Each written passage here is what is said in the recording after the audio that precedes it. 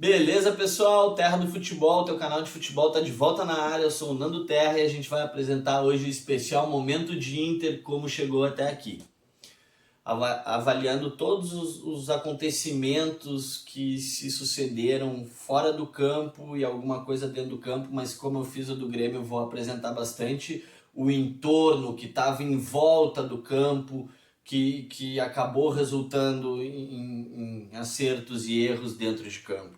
Tá bom, pessoal? Antes de mais nada, os apoiadores do canal, @uselapegada, @espaço_rache e @ateliê_chama. Segue o pessoal lá no Insta, confere produto, serviço, diz que é inscrito aqui no nosso canal. Tem que ser inscrito, hein? E aí vai ganhar lá uma negociação bacana, tá bom? Confia em mim que vocês vão curtir.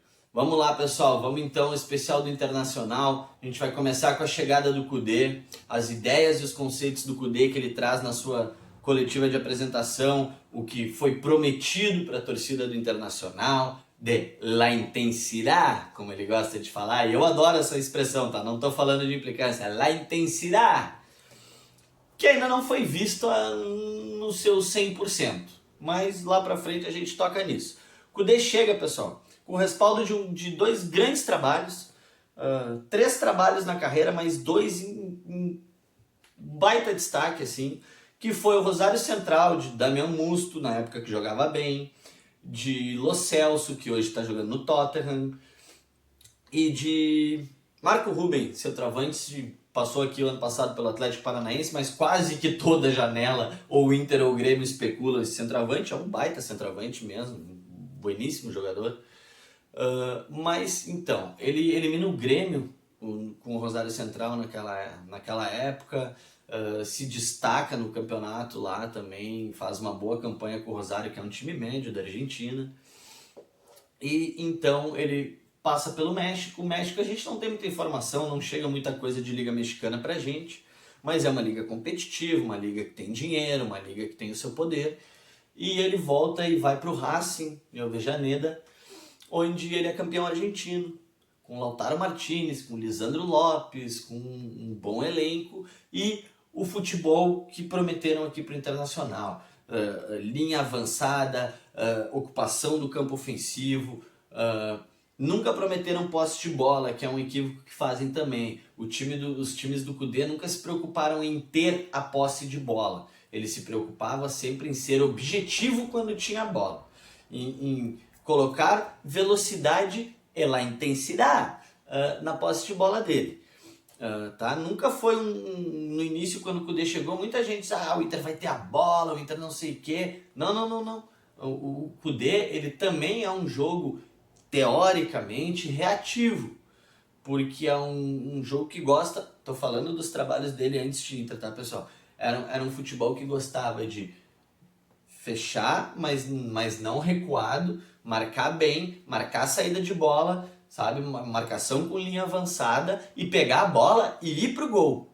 Não era ficar tocando bola e fazendo o outro time sair do lugar e coisa. Não, era recuperar a bola, como a gente viu agora no jogo contra o Flamengo, forçando a marcação alta, marcando sob pressão, dentro da área do Flamengo quase e tal. Era o que ele fazia no Racing, assim que ele foi campeão argentino, forçando o erro da defesa. E os atacantes roubando a bola já muito perto do gol. Essa é a ideia do Kudê. Esse é o conceito do Kudê. Confronto contra o Flamengo agora no final de semana, esse sim foi o jogo que eu vi no Internacional, 100% da aplicação do Kudê no primeiro tempo. Deixando isso bem claro. No primeiro tempo. Porque no segundo tempo, né, eu já fiz a minha análise do jogo. Quem quiser saber, vai lá e olha o vídeo da análise do Inter e Flamengo. Não vou entrar nesse detalhe agora. Mas enfim, pessoal, ele chega com tudo isso e aí tem pré-libertadores. A pré-libertadores, ele começa colocando o time bem protegido, com Musto e Lindoso juntos. Foi uma arrancação de cabelo de toda a torcida do Internacional, que me prometeram isso, e o cara é retranqueiro e joga com 2 volantes, mais zagueiro, mais não sei o que, o time se segurando. Mas aí, alguns pares meus que assistem jogos comigo me convenceram de que não, cara, isso é um modelo de segurança para não se arriscar na pré-libertadores. A gente sabe o risco que existe em pré-libertadores e o quanto perigo oferece essa entrada na competição sul-americana. São Paulo já ficou pelo caminho, Corinthians já ficou pelo caminho, Internacional, se eu não me engano, um ano disputou a pré-Libertadores, que até passou contra a LDU, só que o jogo foi em fevereiro daquele ano, e o Inter não conseguiu fazer a pré-temporada e comprometeu toda a temporada na questão física do Internacional naquele ano. Não tô lembrado ao certo agora qual exatamente o ano que ocorreu isso, mas ocorreu. E em meio a isso, pessoal, começa a chegar as contratações. E a subutilização da base, que era mais uma das promessas. Era utilizar a base, porque ele tinha lançado o Lo Celso, porque ele lançou o Lautaro Martinez. Daí é barbada, meu querido. Um foi pro PSG, agora tá no Tottenham, e o outro tá na Inter de Milão, despertando o interesse do Real Madrid e do Barcelona.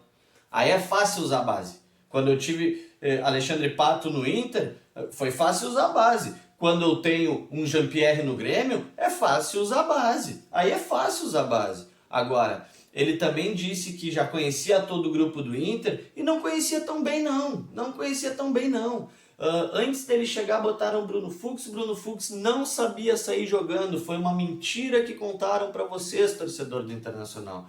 O Bruno Fux era um zagueiro. Todo respeito ao Bruno Fux, parece ser uma pessoa show de bola, tem alguma qualidade, claro que tem, senão não estaria na Europa. Mas, cara, ele não sabia fazer a saída de bola. Eu comecei uma época a contar os passes errados do Bruno Fux. E eu cheguei a uma média de 4 passes errados para um certo.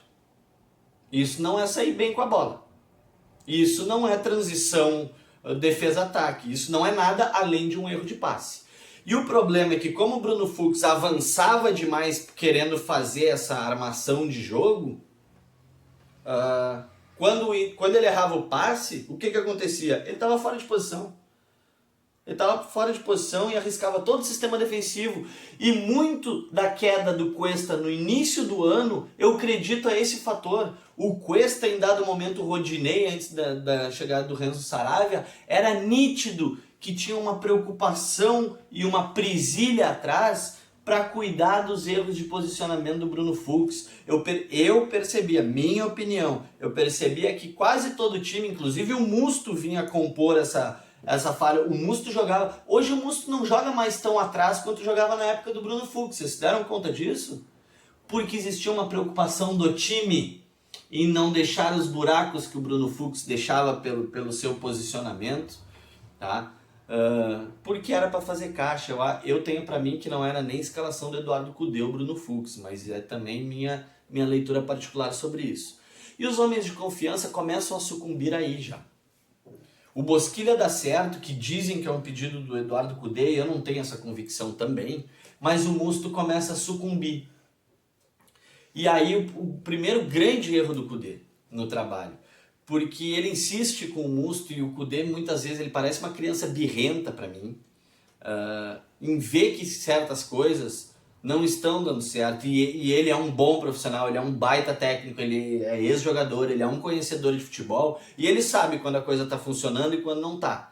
E no caso do Musto, ele foi birrento. O Musto estava comprometendo e ele continuava escalando o Musto porque era um homem de confiança, meio que querendo fazer o Musto dar certo goela abaixo. E goela abaixo no futebol, ainda mais no futebol brasileiro, não dá certo. O futebol brasileiro tem algumas peculiaridades, que é isso que dificultou tanto o sucesso, a demora do sucesso dos técnicos estrangeiros aqui.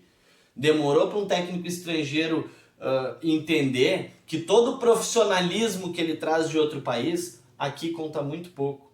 Porque aqui primeiro tu tem que entender as peculiaridades da pressão externa que existe no futebol brasileiro, da pressão de imprensa, da pressão interna que se sofre dentro de um clube do tamanho de Internacional, de Grêmio, de São Paulo, de Corinthians, de Flamengo, sabe? Existe toda uma política interna do clube que muitas vezes a gente não está vendo, ou demora, quando a gente fica sabendo de alguma coisa, ela já vem se arrastando há muito mais tempo, que existem guerras políticas dentro dos clubes de futebol que a gente não fica sabendo nem da metade. E isso gera uma pressão que acaba estourando dentro de campo em algum momento também. E entra no vestiário sim, porque as pessoas têm afeição, o jogador tem mais afeição com esse diretor do que com aquele, sai um, sai outro. Vocês viram a entrevista do Eduardo Cudê quando saiu o Alessandro Barcelos agora da direção de futebol, choramingando, não estou usando a palavra no mau sentido, é a palavra que me vem à cabeça, mas meio que choramingando, que poxa, sabe, pra mim eu entendi meio que, bah cara, sabe? Era o cara que eu confiava. Enfim, então vem a parada para a pandemia. E com a parada da pandemia a gente também vai dar uma parada. Eu vou colocar esse vídeo aqui, a parte 1, e a gente volta com a parte 2. Beleza, pessoal? Fui!